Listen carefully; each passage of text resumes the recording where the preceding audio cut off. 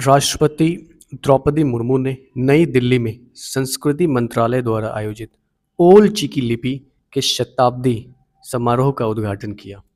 यानी कि ओल्ड चिकी लिपि का 100 वर्ष पूरा हो गया है।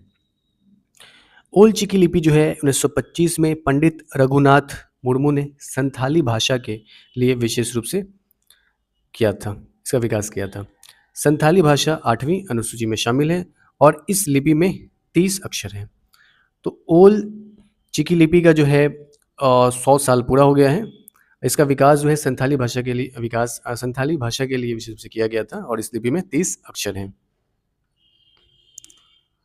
प्रधानमंत्री ने नई दिल्ली में इंडिया एआई इम्पैक्ट एक्सपो 2026 का उद्घाटन किया भारत मंडपम में। तो इंडिया एआई इम्पैक्ट एक्सपो का उद्घाटन नई दिल्ली में हुआ भारत मंडपम में।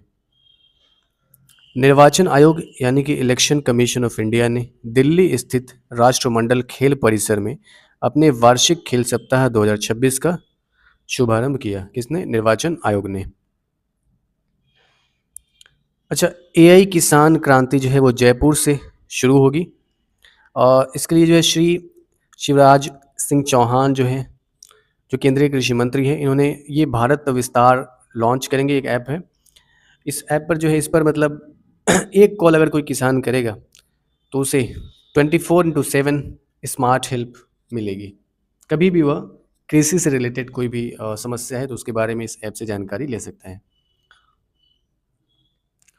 भारतीय नौसेना ने अपने प्रमुख अंतर्राष्ट्रीय नौसैनिक अभ्यास मिलन 2026 के अंतर्गत पूर्वी नौसेना कमान में मिलन विलेज का अनावरण किया और यह अभ्यास मिलन 2026 कहाँ हो रहा है? तो विशाखापट्टनम में।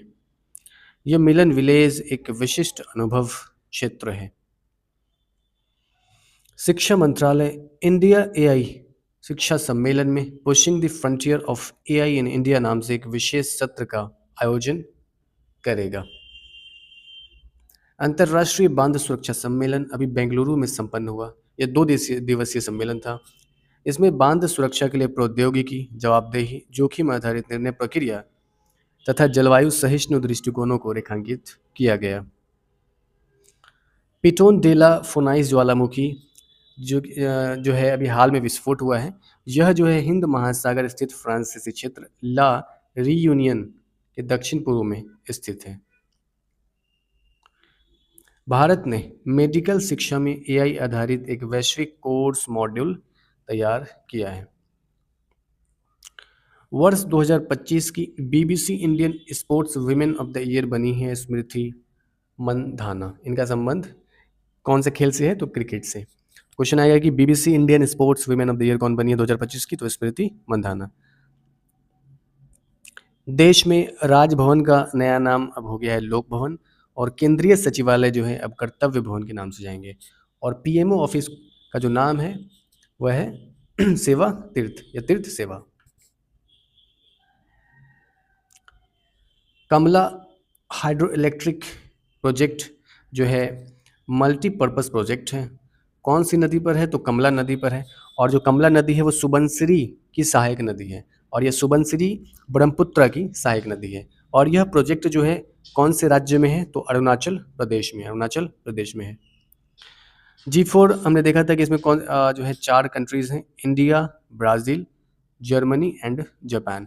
तो उसी तरह से G7 में 7 कंट्री हैं, USA, Canada, UK, France, Germany, Italy and Japan.